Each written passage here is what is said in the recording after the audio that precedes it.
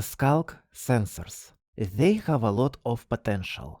And it's bogged down by the concept of frequencies, at least in the latest snapshots at the time of making the video. Let's take a look at two main problems and then I'll show you my solution. Let's say you want to make a creeper alarm system that goes off when a skulk sensor hears creepers' footsteps. Unfortunately, all footsteps share the same frequency, which means you can't distinguish footsteps of different creatures, including a player. Another example. Let's say you have an automatic shop and you want to make a security system that goes off when someone breaks blocks to get into the staff-only area.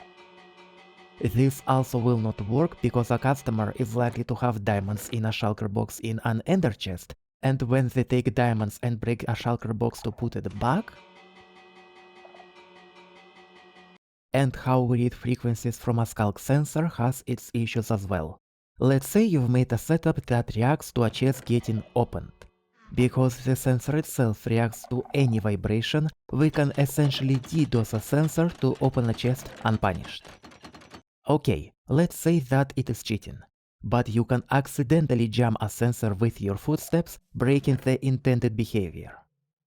And if our whole setup is configured to react to a chest getting closed instead, the skulk sensor reacting to opening a chest makes it possible to close the chest immediately and walk away in one piece. I think we need a completely different solution. Something that would allow us to record a specific sound, or a set of specific sounds, and a skulk sensor would react only to that sound. Enter an amethyst crystal. When placed on the ground, it records any sounds which were played in its proximity, and when picked up with Silk Touch can be given to a skulk sensor. Now this sensor will react only to the sounds recorded on a given crystal. When you right-click a crystal, or a sensor with a crystal, it plays back the recorded sounds. This is what it would look like in-game.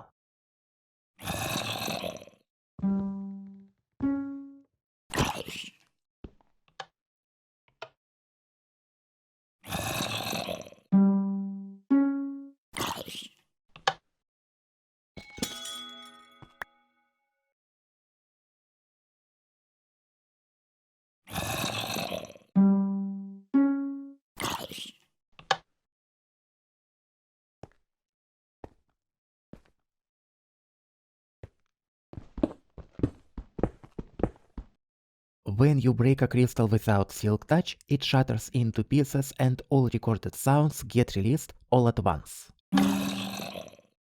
You should be able to reassemble the pieces back into a new crystal with no extra cost.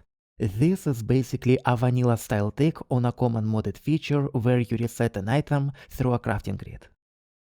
An argument for this idea is that it allows us to calibrate a skulk sensor to any sound you can find, but it also turns it into a little adventure. Instead of just pushing a button in a menu, you have to find and extract the desired sounds from the world and avoid any unwanted noise. Speaking of noise, I think crystals should ignore players' footsteps. Otherwise, it will be much more painful to record and it will double or even triple the amount of takes. Footsteps are hard to avoid and hard to hear during the playback. I am 100% sure people will have footsteps in their crystals by mistake if not filtered out. And if you want to detect players' footsteps specifically, this is where the frequencies come back to play. This isn't a bad feature and there is no need in removing it. It's just not enough on its own.